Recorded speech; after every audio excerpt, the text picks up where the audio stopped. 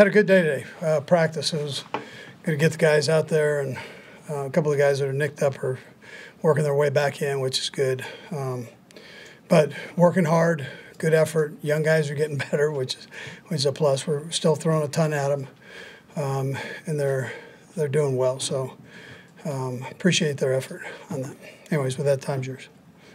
Speaking of people who are working themselves back in, Coach, what did you think of Sky Moore? It seemed like he was able to do a lot more than what he's been doing the last month. Yeah, no pun intended. Yes, he has been doing a lot more. He's doing a good job of understanding what we're trying to get done. Now it's just a matter of the reps and catching up with the other guys, what they're doing.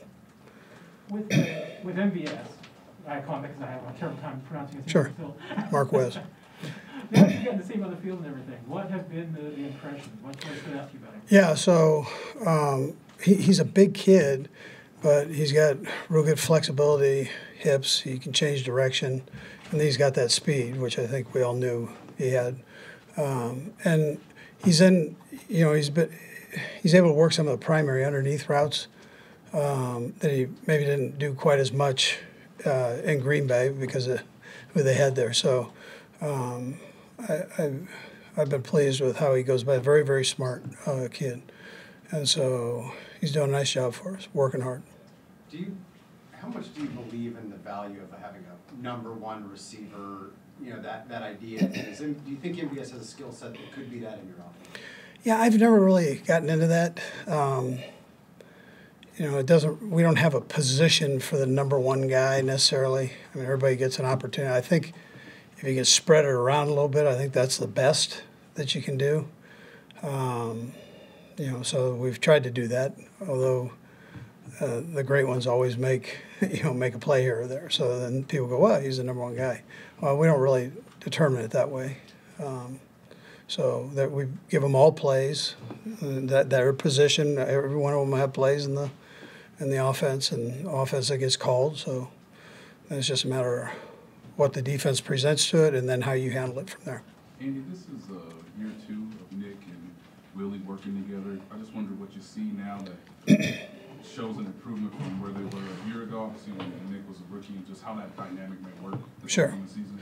Yeah, well, they've got a bond. I mean, they've known each other a long time, so they've got that natural thing that's going on there, and then they work at it. And so I like what I've seen. I think both of them are much more comfortable in what we're doing right now than what they were at the beginning of last year. So it's been, so far, so good, productive. It's been good. This camp's been good for those guys. Yeah. With Clyde, we're talking to Clyde later today. I understand that every NFL guy knows that their job's always up for grabs. When you bring in another guy that's clearly going to be competing for carries with him, do you have conversations with the guy that was already here? Do you just wait to see how he handles it? How do you? Yeah, I mean, Clyde knows. I tell the guys we're going to try to bring as much. I tell the whole team this. We're going to try to bring as much competition. That's what Brett does, and that makes you better. And you don't look over your shoulder, man. It's full steam ahead, and just work on your game. But there's going to be competition.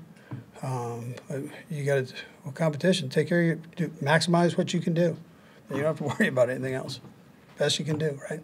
So I haven't had to specifically talk to him, although he knows that there's good players there. Coach, specific to Nick Bolton, last year it seems like he either met or exceeded your expectations.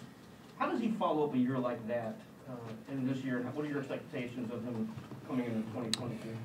Yeah, I think the more understanding he has and the more he does it, you even get to see it even becomes more friendly to his instincts. And so where you saw him in the run game really be effective, now he's able to work on the pass game. That's what these camps are. And so that's where you see linebackers make a little jump from their first year into the second and third year. They get all these reps with the pass game, and I think that'll help him down the road just as a rounding off his game. So it's and he's attacking it like crazy right now. So he's really put a lot of effort into that. Coach, the news is out there that Orlando finally has an agent. Just how optimistic is Brad now that that has happened, that maybe this in the next few weeks? Yeah, so he's talked to the people that are working with Orlando, and they'll keep doing that. So it's good that he's taken that step forward for sure. Andy, in a year like this, do you look back at kind of the foundation of your vast array of plays differently than you do in any other year, audit it differently, just because of the dramatic change with Tyreek and other options?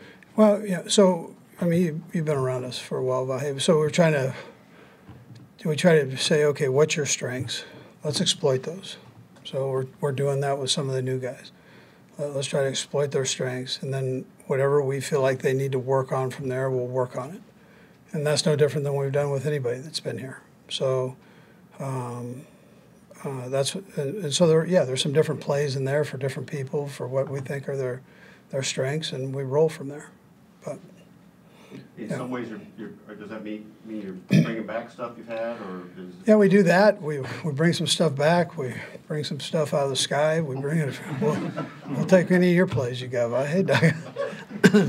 Coach, it seems like Josh Gordon had a nice workout today. Just how beneficial has it been maybe now to have been here mid-season and then take Yeah, the well, you guys were out there. You could see him that he's running better, catching better.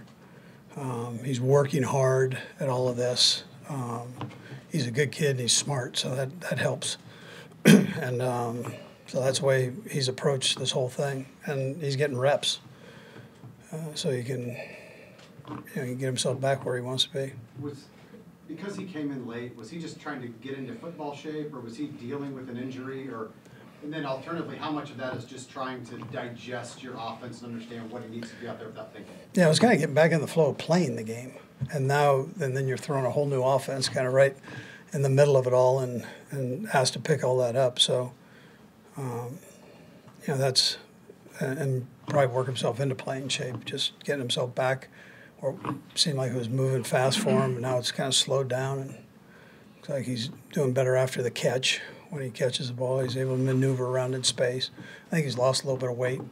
He was pretty big when he got here. He's a big guy anyways, but I think he dropped a little bit of weight there too. Coach, you're such a guy that's been around you for the past few years, Garrett Dieter, and now it's his retirement. No matter if someone's on the practice squad or number one man on the roster, what advice do you offer them as they transition? I'm not worried about him. He's going to make a lot of money, and he's a good dad, and he'll have a good post-playing career. Chicken and pickle, he'll be chicken and pickling it to death. He's everywhere, so he'll be fine. I'm not worried about Dieter. Hey, Coach, when you've got a franchise tag player, they're in a unique situation. Sometimes things either get said by the agent or the player. How do you compartmentalize that, for yourself and for the team? Yeah, I mean, listen, there are things that are said, and half of it might not have been really said, and the other half, maybe was.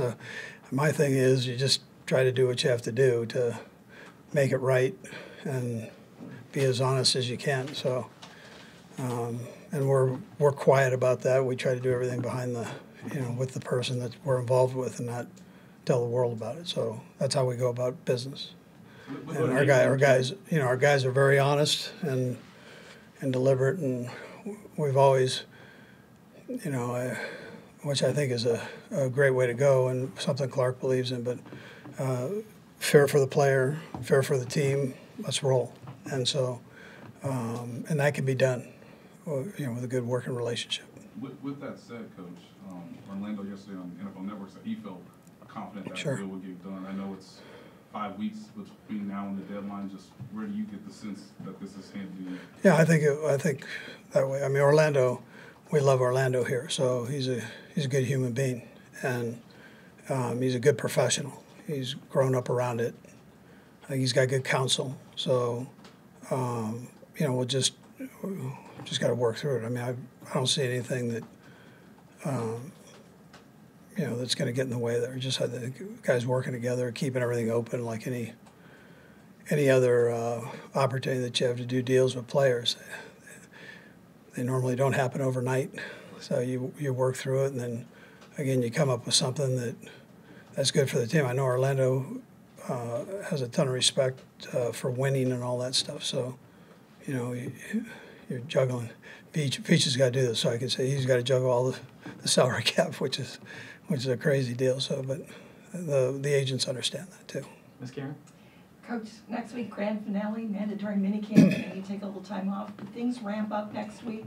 Do you try to get everything in we have to know before training camp? You know, we've basically got everybody here for the most part, so we're not going to go back and have to rehash everything. We'll just kind of keep it going. And we did that early, though. We kind of redid everything back when. But the guys, we've had good attendance, and especially with the new guys. And I've been happy with that. So we're just going to keep plowing through and get it knocked out. You know.